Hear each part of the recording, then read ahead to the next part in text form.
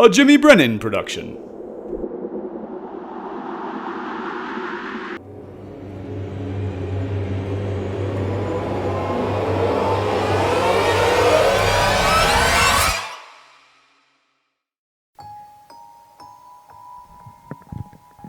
I'm Jimmy Brennan, and this is my Las Vegas ghost story. So, growing up Irish Catholic, there was never really an explanation as to why we're Christians and why we believe in God. As I was a kid, they just kind of say, just because we told you so, you know? So as I was growing up, I always had an intrigue for proof that, proof of existence, proof of why we're here, proof of that God really does exist. And so, as many young people do, they become intrigued by things like the paranormal.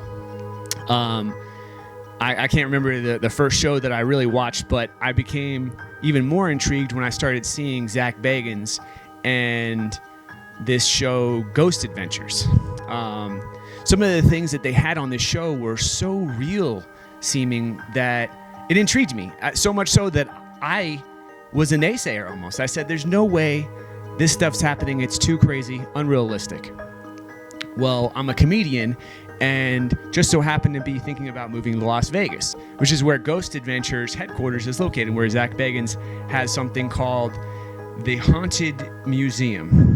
And a little bit back history on the house itself. The museum is where it's at in Las Vegas. It was built in 1938, one of the oldest structures in Las Vegas, right next door to the oldest, a Mason's Lodge? The oldest Mason's Lodge, the Masons, that stuff. So one of the most intense lockdowns that I ever saw on Ghost Adventures was with Post Malone and the rapper. And so he had an interaction with something called the Dybbuk box, which is inside that museum, which the circumstances that happened, you guys can look it up. I'm not going to take you into it, but it made me very intrigued. And I almost wanted to be proven wrong or find the actual proof.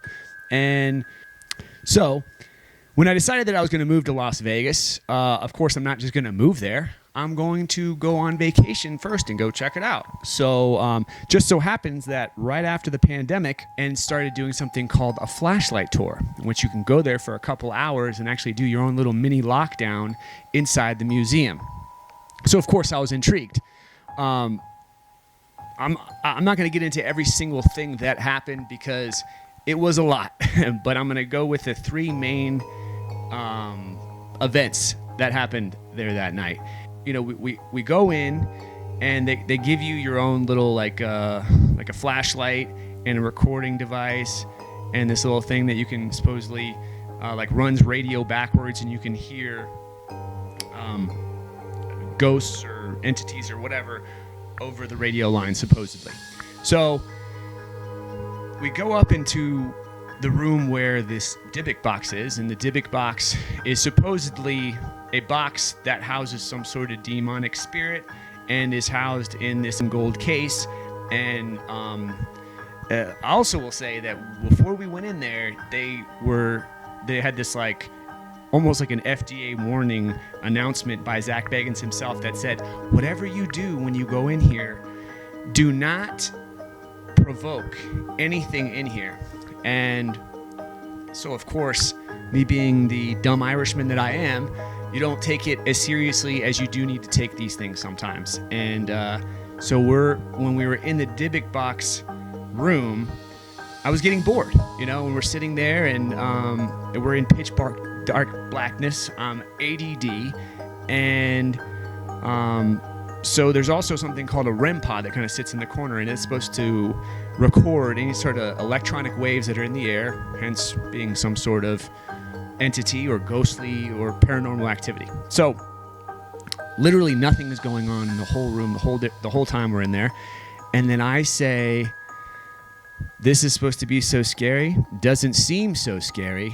And literally as the words leave my mouth, this light, it's like a alarm going off, and it's like the light's blowing up and it's getting louder and faster and brighter until the fuse blows in this pod.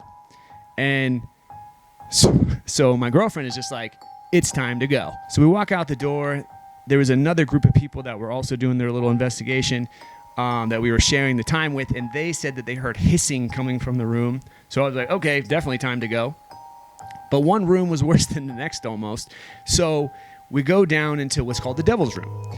And the Devil's Room houses something called the Devil's Rocking Chair, which Zach Bagans, according to the citation that I use in Newsweek, he paid $67,000 in auction for this thing.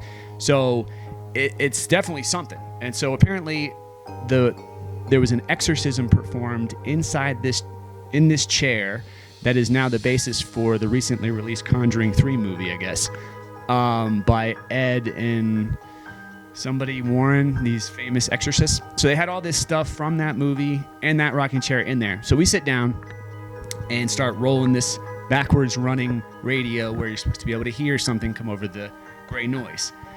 So we're literally sitting there after hearing nothing the whole time we were there, we're literally sitting there for like, I don't know, maybe a couple seconds. And we're like, anyone here with us? And we're sitting right in front of this chair. And comes right through, the devil. The devil. And so my girlfriend starts hysterically crying, and she says she wants to leave. I'm like, of course. Oh, I also forgot to tell you that while we were entering into the Devil's Room, my girlfriend looked back behind me as she was entering in, and she said my face distorted a little bit, and that behind me she could see a large, shadowy figure that was at least 3 feet over my head. So, that also happened. Things are popping off, okay? So it's not exact, but at the same time, you paid a couple $100 a pop to go and do this thing. And so, almost like you don't really realizing what's happening when it's happening. And so the last part of it was this house supposedly had satanic rituals done inside the basement. And the basement was another one of the top hotspots, paranormal hotspots, and where people have said to had experiences. So you go down and it's literally set up like a satanic altar, and there's like a big pentagram, and they said that things had happened down there. And, for me, the only way I could really justify being there, because it was like so weird, it's like, okay, now we're supposed to just sit here in this like satanic ritual room. That sounds a little weird to me. So I just got all warrior Christian about it and was like, I'm going to say the Lord's Prayer right here in the middle of this pentagram. We lost track of time. I thought we were like down in the basement for like 5 minutes, but they ended up having to come to get us to tell us to leave. I mean, can you imagine people having to come get you out of a scary freaking haunted basement?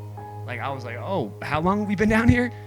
And they said 30 minutes. It felt like 5 minutes. So I digress, but we leave. It was like 30 minutes to get back to Lake Las Vegas where we were staying.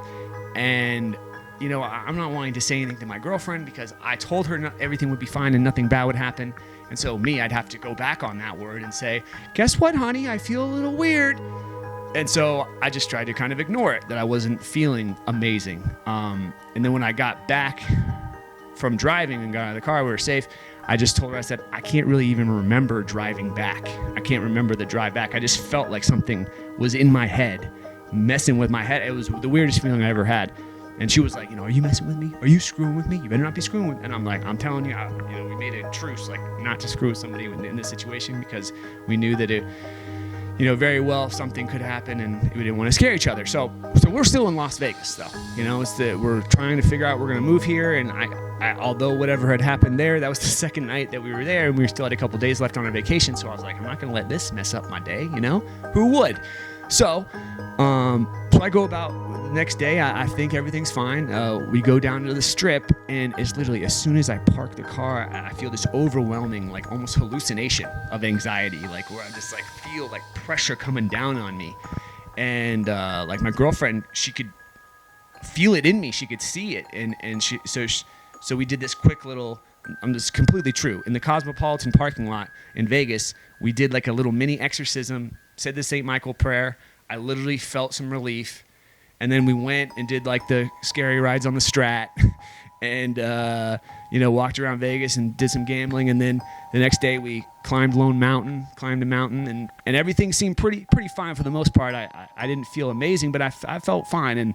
And then we get on the plane, we fly back to South Florida in between. And so I just, when I'm getting there, when I'm traveling, I'm starting to feel like angry, like I'm an Irish guy. And so this was like different. It was like I was on edge all the time. And so we go through security.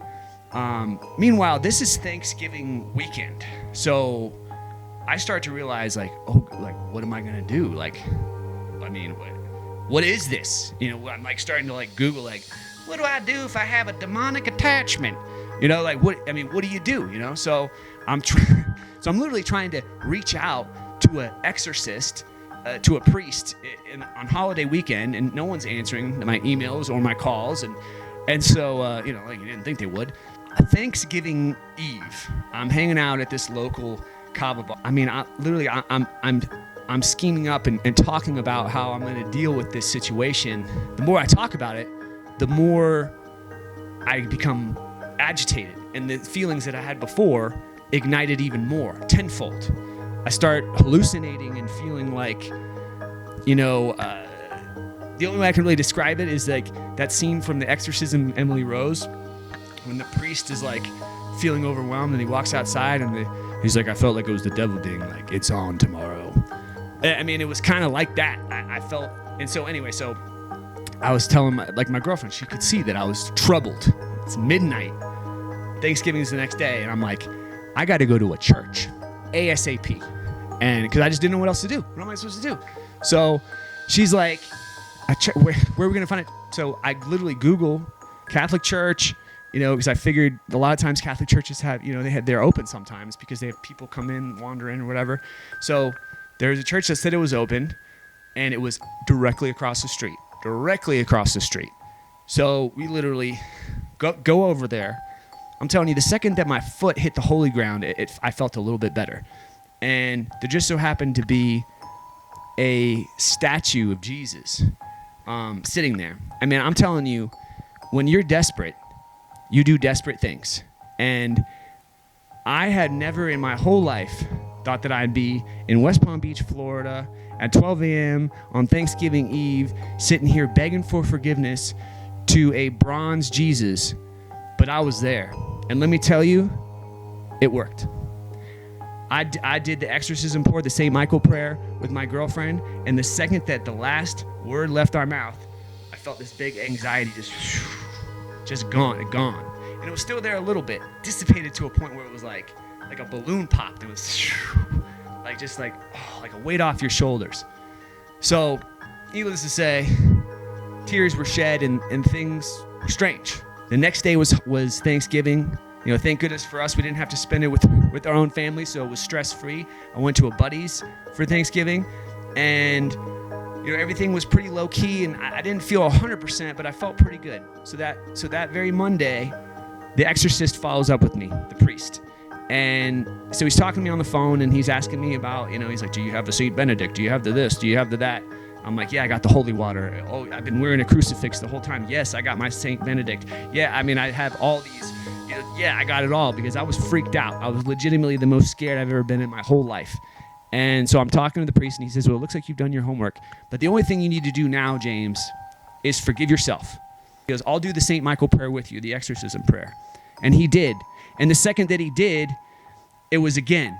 But this time, I never felt the anxiety again after that. It was like he washed it away. And with that, it was like the anxiety that I had built up over years and years about childhood trauma and things that have happened to me over my life. It's like it took that too. And I still to this day walk around with no anxiety. And so I don't really love talking about this event in my life because it's crazy. People might think I was crazy if I told them what happened. And then people might even think I was crazier for still moving to Las Vegas after this happened. But the truth is that it was the best and the worst day of my life because it put me in a situation where I couldn't find my way out without God. And in my life, I always thought that I could get out on my own. I always could grind it or figure it out because I'm a witty person. I'm a smart guy. I can figure this out. I don't need anyone's help. But I realized in this situation, I was I didn't know what to do. I was at my wit's end. And so I reached out to Jesus in a way that I had never done before in my life.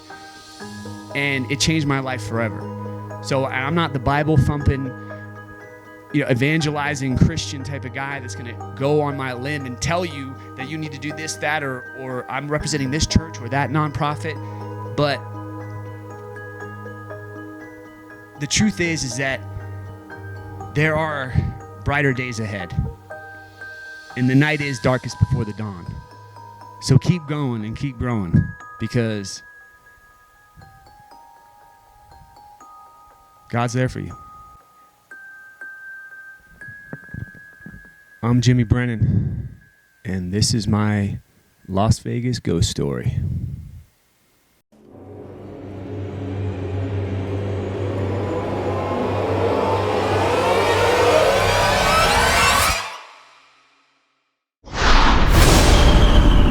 A Jimmy Brennan production.